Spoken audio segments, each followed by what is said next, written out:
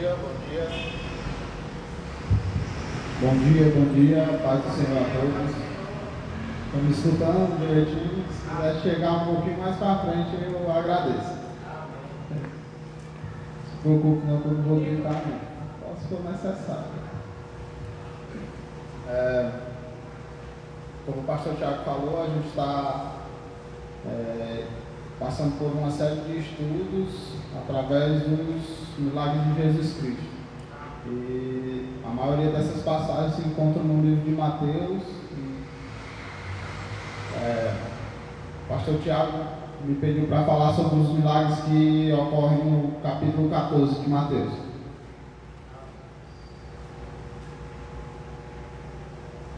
Então vamos abrir a Bíblia em Mateus 14, a partir do verso 9.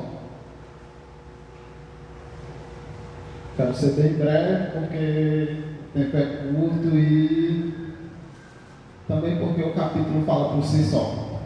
Não precisa falar muita coisa.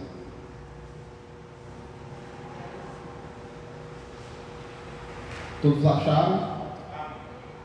Mateus 14, a partir do verso 9.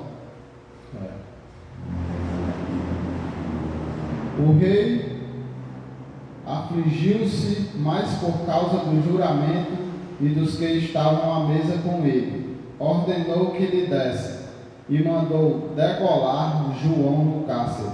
E a sua cabeça foi trazida num prato e dada à jovem. E ela a levou à sua mãe. E chegaram seus discípulos e levaram o corpo e o sepultaram. E foram anunciá-lo a Jesus. E Jesus, verso 13. E Jesus, ouvindo isso, retirou-se dali num barco, para um lugar deserto, apartado. E sabendo o povo, o seguiu a pé às cidades. E Jesus, saindo, viu uma grande multidão e, possuído de íntima compaixão para com ela, curou os seus enfermos. O primeiro milagre. E sendo chegada a tarde, os seus discípulos aproximaram-se dele, dizendo: o lugar é deserto e a hora já é avançada. Despede a multidão para que vão pelas cidades e comprem comida para si. Jesus, porém, disse: não é mister que vão, ou não é bom que vão, dai-lhe-vos de comer. Então eles lhe disseram: não temos aqui senão 5 pães e 2 peixes. E disse: trazei-vos aqui. Tendo mandado que a multidão se assentasse sobre a erva, tomou os 5 pães e os 2 peixes, e erguendo os olhos ao céu, os abençoou, e partindo os pães, deu-os aos discípulos, e os discípulos à multidão. E comeram todos, e se saciaram, e levaram todos os pedaços que sobejavam, ou que sobravam, 12 cestos cheios. E os que comeram foram quase 5.000 homens, além das mulheres e crianças. Esse é o segundo milagre. Eles contavam, o costume deles era contarem só os homens, mas creio eu que só de homens tinham quase 5.000. Se fossem contar todos que estavam lá, davam muito mais de 5.000, porque não eram só os homens que seguiam eles. Vamos lá, verso 22.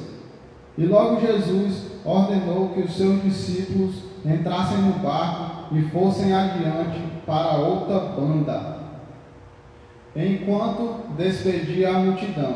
E despedida a multidão, subiu ao barco, subiu ao monte para orar, à parte. Chegada já a tarde, estava ali só. Jesus estava só orando, e o barco já estava no meio do mar, açoitado pelas ondas, porque o vento era contrário. Mas à 4ª vigília da noite, dirigiu-se Jesus para eles, caminhando por cima do mar. E os discípulos, vendo-o caminhar sobre o mar, assustaram dizendo: é o fantasma. E gritaram com medo. Jesus, porém, lhes falou logo dizendo: tende bom ânimo, sou eu, não temas. Esse é o terceiro milagre, Jesus andando por cima das águas. Jesus, porém, lhes falou dizendo: tende bom ânimo, sou eu, não temas. Verso 28. E respondeu-lhe Pedro e disse: Senhor, se és tu, manda-me ir ter contigo por cima das águas. E ele disse: vem. E Pedro, descendo do barco, andou sobre as águas para ir ter com Jesus. Mas, sentindo o vento forte, teve medo, começando a ir para o fundo. E clamou, dizendo: Senhor, salva-me. E logo Jesus, estendendo a mão, segurou e o disse: homem de pequena fé, por que duvidaste? E quando subiram no barco, acalmou o vento. Esse é o quarto milagre. Então aproximaram-se os que estavam no barco e adoraram, dizendo: és verdadeiramente o Filho de Deus. E tendo passado para outra banda, chegaram à terra de Genezaré. Eu não sei se era uma cidade, se era um povoado, se era um bairro. Eu sei que tinha uma população considerável. Verso 35. E quando os homens daquele lugar o conheceram, andaram por todas aquelas terras em redor e trouxeram-lhes todos os enfermos e rogaram-lhe que ao menos se eles pudessem tocar a orla da sua veste, e todos os que tocavam ficavam curados. Esse é o quinto milagre, né? Vamos orar. Soberano Deus, eterno Pai Celestial, eu te peço, Deus, muito obrigado, Pai, pela oportunidade de estar aqui falando de Ti, das Suas maravilhas, Pai. Eu agradeço por cada um que está aqui, Pai, que vieram dispostos a escutar a Tua Santa Palavra, Pai. E que eles saiam daqui, Pai, não da mesma maneira que entraram, Pai, mas saiam diferentes e com pensamento em agir em prol do Teu reino, Pai. Pois é em Teu nome que eu oro e já agradeço. Amém. Vamos lá, né? De antemão, quero falar primeiramente do quão poderoso Jesus é, porque baseado na nossa fé, quando nos dirigimos a Deus em oração e pedimos muito por algo que é uma coisa bem simples, a gente pede por um emprego, ou pede pela cura de um irmão que está doente, ou pede para que alguém saia do coma, e que a gente ora muito, ora bastante, e pede aquele milagre. Quando ele acontece, a gente fica perplexo de felicidade por muitos dias, né? Eu orei, deu certo, eu orei, deu certo. Na lógica aqui, Jesus ele realizou 5 milagres. Na lógica, né? Porque se você for contar a população que ele curou um a um, não seriam 5, mas seriam milhares de milagres. São milhares de milagres. Isso é para você ter uma pequena noção do poder de Jesus. Porque se você olhar essa passagem, ele acabou uma tempestade, ele andou por cima das águas. Conseguimos algumas coisas com orações. Mas isso, se formos sinceros, a nossa fé, baseada no que a gente conhece da nossa fé, a gente nunca chegaria a isso. A gente nunca chegaria a isso. Você sabe o tamanho da sua fé, e você sabe que ela não chegaria a um feito tão grandioso como esse. Então, primeiramente eu queria falar do poder de Jesus. Quão poderoso esse Jesus é. Quão poderoso ele é. Né? Então, falar dos milagres de Jesus é uma coisa muito fácil. Você falar das coisas que Jesus fez, para mim é muito fácil. Para mim é muito fácil falar das coisas que Jesus fez, porque ele era Jesus. Ele era Jesus. O que não é fácil para mim é entender quão grande amor. Quão grande amor. Esse é o detalhe. Para Jesus realizar um milagre era muito fácil, a fé dele era tão grande que ele só pedia e acontecia. Ele só pedia, ou ele só elevava os olhos ao céu e aquilo já acontecia, porque ele tinha total convicção, sem errar, que Deus era seu Pai. E o que ele pedisse, Deus ia fazer. Então, para Jesus realizar um milagre era fácil. Agora, o que é difícil é amar o teu próximo. É amar o teu próximo. Porque, se você observar, na passagem,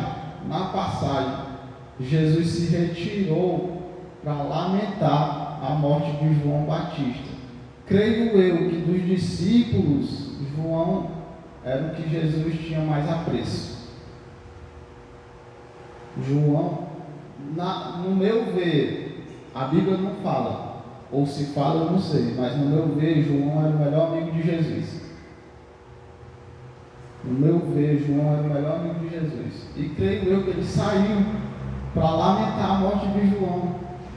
Quantos de nós aqui agora, por perder, eu vou falar por mim, por perder um ente querido, quando eu perdi minha avó, para mim o cristianismo acabou, porque minha avó era tudo que eu tinha. E quando ela faleceu, para mim o cristianismo acabou. Eu decidi não frequentar mais a igreja pelo fato ocorrido. E quando o meu melhor amigo morreu, eu também pensei a mesma coisa. Eu pensei muito em não vingar a morte dele pelo fato ocorrido. E eu louvo a Deus por estar aqui hoje, porque pela minha linha de pensamento, diante das minhas perdas, eu não queria estar mais aqui. Então, voltando para o contexto bíblico, Jesus viu uma multidão que seguia ele, e ele estava lamentando pela morte do seu melhor amigo. Então, para ele seguir aquela multidão, ou você tinha um amor extremo, ou você não iria. O que eu quero dizer é que nós paramos de pregar o Evangelho, paramos de servir a Cristo, porque perdemos algo, ou porque perdemos alguém, que o fato, me perdoe eu falar tão duramente, o fato de a gente perder alguma coisa, ou perder alguém, e parar, não vai mudar nada.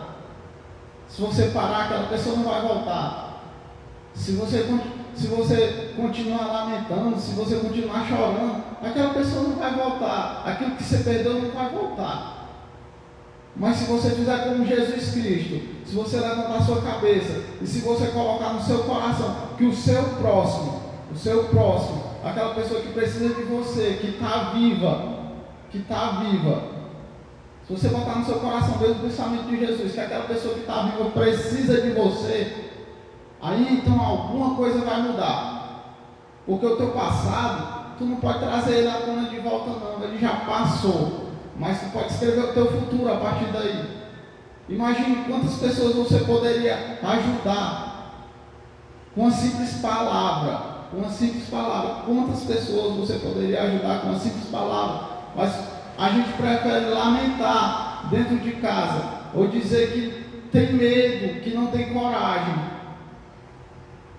quando na verdade o que Jesus queria mostrar, sempre que ele realizava um milagre, era que o milagre era importante, mas muito mais importante que o milagre era o amor que tinha pelo seu próximo. Porque se você tem estudado essa série de Jesus sobre os milagres, você vai ver que na maioria das vezes, Jesus colocava a vida dele em risco quando ele realizava um milagre. E na maioria das vezes, eu creio que só em uma vez ele curou um rico. Na maioria das vezes era alguém que não valia nada. E Jesus, Deus, ele fazia a vida daquela pessoa que não valia nada ser mais importante do que a própria vida dele. Ele abdicava da própria vida dele para mostrar que aquela pessoa era importante mesmo ela não tendo nada. E ele não mostrou só para os discípulos, não. Ele mostrou para aquela multidão, porque eu creio que aquela multidão percebeu que Jesus chorava a morte de João Batista. E mesmo assim, ele se levantou. E no contexto bíblico, você vai ver que mais à frente, os discípulos, isso é o que eu quero alertar, os discípulos que andavam com Jesus, que comiam com Jesus, que dormiam com Jesus, que saíam para orar com Jesus, todos os dias, vendo ele, não acreditaram.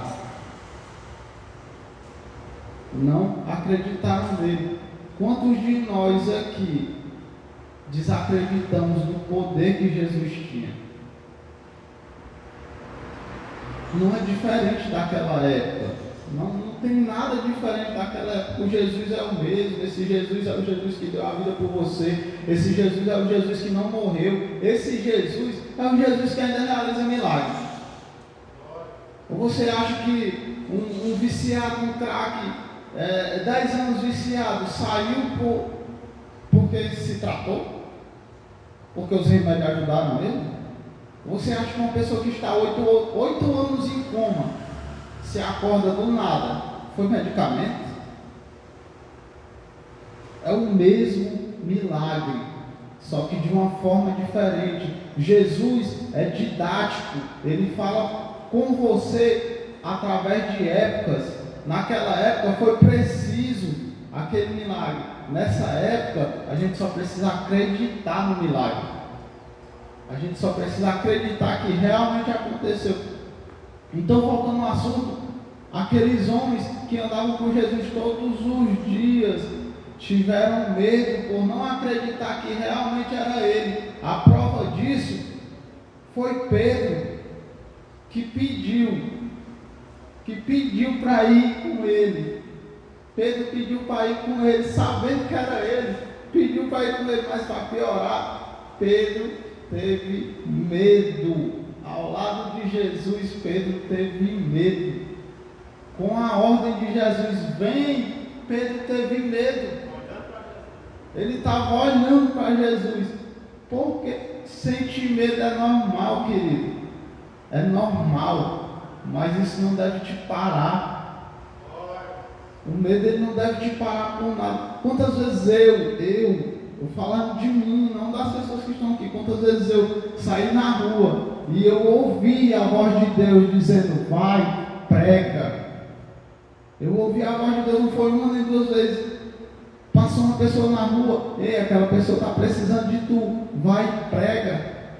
E o meu medo me afundou. O meu medo me afundou. Eu estou falando de mim, não de vocês. O meu medo me afundou. Aí eu te pergunto, já pensou se todo mundo tivesse esse tipo de medo?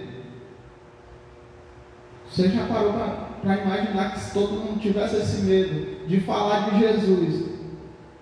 Eu acho que isso hoje aqui seria possível?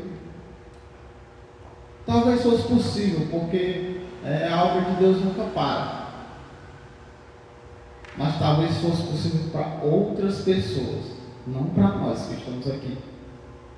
Então, o que eu vim aqui hoje alertar nessa manhã é que os milagres eles são muito importantes e também são muito essenciais. Mas Jesus, ao realizar um milagre, ele queria falar outra coisa totalmente diferente. Ou ele ensinava antes de realizar o milagre, ou ele ensinava depois de realizar o milagre, ou ele mostrava na prática durante o milagre que o fato de você realizar milagre não te faz melhor que ninguém. Mas o fato de você ter amor pelo seu próximo, de você amar incondicionalmente, a ponto de querer dar a sua vida por ele, isso te faz no mínimo diferente. E era isso que eu queria deixar nessa manhã. Agradeço a todos aqui desde já. Amém.